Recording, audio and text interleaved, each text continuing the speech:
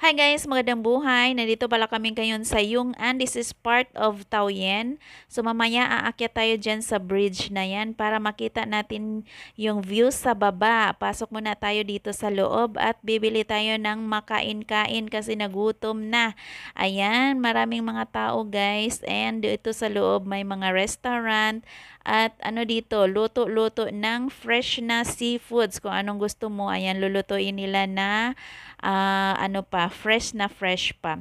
Tapos dito lang kami sa mga fried na ito. Ito yung mga street food guys dito sa Taiwan and the best talaga ang lasa nito. Hindi nyo to makakalimutan once matikman nyo to, char. Yung mga nakabisita na ng Taiwan, naka-work na dito sa Taiwan, I'm sure namimiss din nila itong klaseng mga pagkain na to.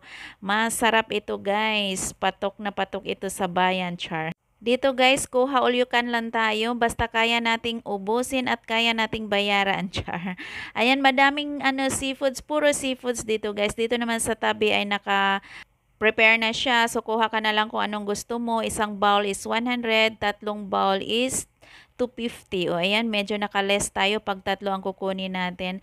May mga maraming drinks dito, ayan. Tapos, ang mga tao talaga, guys, ay sayang-sayang nagsikipagsiksikan. Ayan, may masarap pa tayo na crabs. Puro seafoods dito guys. Guys, ang sarap-sarap. Ang cute ng dog. Kaya na videohan ko siya. Sus, ito guys, ang laki-laki ng squid o fried squid. Ang dami-dami talaga guys. Uy, mabubusog na yung mata mo sa kakatitig ng mga pagkain na yan. So, bumili pala ako ng fruits na medyo maasim-asim yan para after ng fried snacks natin, kakain tayo ng medyo matamis na maasim-asim na prutas. O, di ba? Hindi tayo mauumay. Charot. O, di ba? Pili lang tayo dyan, guys, kung anong drinks ang gusto natin. At dito naman yung anak kong lalaki gusto na niyang tikman talaga kasi nagutom na siya. So, binigyan niya yung ate niya kasi siya yung may dala ng plastic. Sabi naman ng ate niya ay init daw. Sabi naman niya, hindi kainin mo yan. Agoy, Ginoo.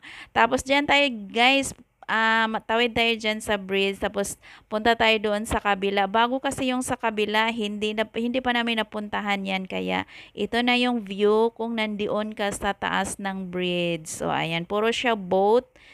Oh, di ba? Ang dami-daming boot. Tapos sa kabila naman is ito, ayan. Tapos puro mga car, nagpa-park na car at ang dami ng car, punong-puno na at may mga darating pang mga car.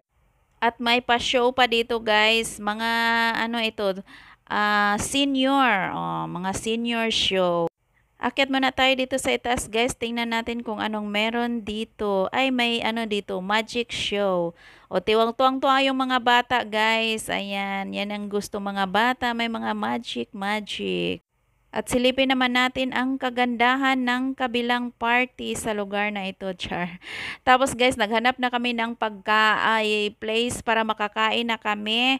Kasi nagutom na yung mga alaga ko, ayan, hinahanap ko yung kung anong gusto kong kainin. Ito guys, maliit na crabs, tapos pina-fry nila at nakain yung balat kasi bata pa nga sila at crispy siya guys, oy, pag kinakain. Feeling ko guys, ang init-init ng pwesto namin kasi wala talagang kahoy sa tabi at open na open siya. So inisip ko lilipat kami, pero susubo muna ako ng isang subo bago kami aalis at lumipat ng pwesto.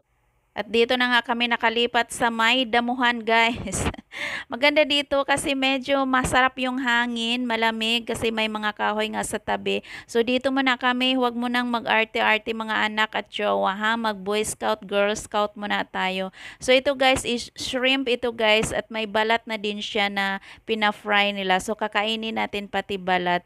Ano siya guys, crispy sila pag kinakain. So ito pa isang subo pa ay inuunti-unti pa ang subo ni Inday. Uy, hindi pa ubusin na lahat. So pagkatapos noon, dito na naman tayo sa prutas kasi nga ubos na nga yung pagkain. Ito naman tayo sa prutas na maasim-asim na matamis-tamis. Hindi ko alam kung anong tawag ng prutas na yan, basta masarap siya. So after na busog guys, nag-ikot-ikot muna kami sa loob ng museum. Ayan, yung mga display nila ay mga before na mga gamit at mga na-discover nila sa ilalim ng dagat ba. So dito guys, ang galing-galing. Pag isi-sensor mo yung kamay mo, stretch mo ng ganun. Tapos parang anuhin mo yung bato at ilagay mo doon sa may butas na pwede siyang paglagyan, o 'di ba? Tapos pagkatapos guys, ayan, nagpunta muna kami sa baybay at huli kami ng mga maliliit na crabs. Pero binabalik namin yan guys. Parang naglalaro lang sila ba. Ayan, kinagat na yung anak ko sa maliit na crabs pero hindi daw masakit kasi nga baby pa sila at wala pang gaanong lakas. Nagmana itong mga anak ko sa kanilang tatay, guys. Gustong-gusto nila yung manghuli ng isda, mga shrimp, mga crabs. Palagi yan dyan sa may sapa. Ano ba yung sapa? Sa ilog. Doon sila nanghuhuli ng mga maliliit. Pero binabalik nila, hinuhuli lang tapos binabalik. Ayun, hindi nila inuuwi kasi maliliit lang naman. O ayan, tuwang-tuwa sila sa paghuhuli ng maliit na crabs na yan.